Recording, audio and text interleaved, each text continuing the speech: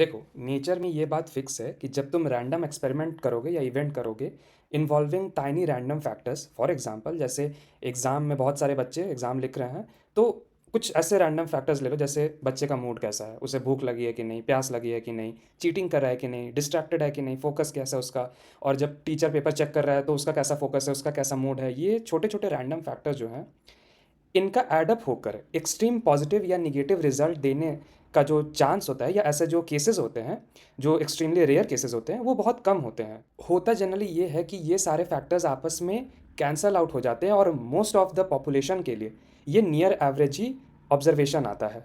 तो अब इसको अगर तुम एक मैथमेटिकल फंक्शन से डिफाइन करना चाहोगे, तो एक बार सोचो, क्योंकि हम लोग बात करें यहाँ पे प्रोबेबिलिटी की, तो ऑब्वियसली वो पॉजिटिव होना चाहिए 0 से 1 के बीच में।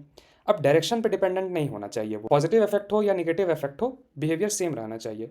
और जैसे जैसे तुम एक पर्टिकुलर नंबर यानी कि वो एवरेज से दूर जाओगे, तो जो नंबर ऑफ अकरेंसेज है वो काफ़ी कम हो जाएंगे, यानी कि रेयर हो जाएंगे। तो extreme values are rare, average values are quite often seen. तो तुम सोच सकते हो कि ऐसा कुछ फंक्शन अगर है तो वो ई का पावर -x² हो सकता है।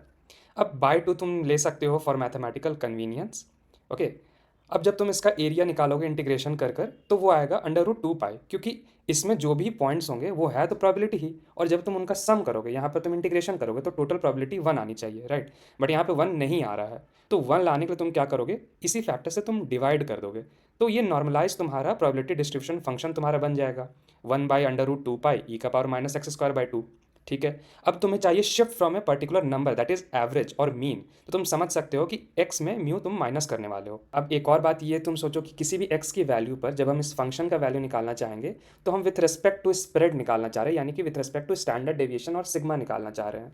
तो कुछ ऐसा मान लो, कुछ हम ग्राफ्स दिखाते हैं, जैसे मान लो वो ऐसे दिखेंगे कि यहाँ पे कुछ फंक्शंस हैं, जैसे 3 फंक्शंस जैसे तुम मान लो यहाँ पे बने हुए, ये वाला और ये वाला, सबका मीन 0 पर है, बट उसके स्प्रेड्स तुम देखो, इसका स्प्रेड सबसे कम है, तो ये 0 के पास यहाँ पे एवरेज वैल्यूज़ बहुत ही ज़्यादा, एक्सट्रीम वैल्यूज़ तो एकदम रेयर है, इसलिए इसका पीक नंबर ज़्यादा है।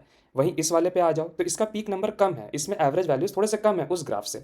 और नीचे आओ तो इसमें तो एवरेज वैल्यूज़ और भी कम है, इसका स्प्रेड ज़्यादा, यानी कि एक्सट्रीम ऑफ द वैल्यूज़ ज़्यादा इसमें आएंगे। अब इसी सेम ग्राफ को तुम शिफ्ट कर दो 0.5 पे, तो ये ग्राफ इधर येलो वाला बन जाएगा। अब क्योंकि तुम जो डिस्ट्रीब्यूशन है उसको सिग्मा के एस्पेक्ट में काउंट करना चाहते हो, तो इसलिए तुम्हारा फॉर्मूला ऐसा बनता है x minus mu by sigma का होल स्क्वायर। 2 क्यों है वो बता दिए, एक्सपोनेंट में नेगेटिव क्यों है वो बता दिए, और ये सिग्मा जो है वो इंटीग्रेशन वाला ही फैक्टर आएगा यहाँ पर एक्स्ट्रा। अब यहाँ पर सिग्मा की वैल्यू अगर 1 होगी तो तुम्हारा फॉर्मूला कुछ ऐसा दिखेगा।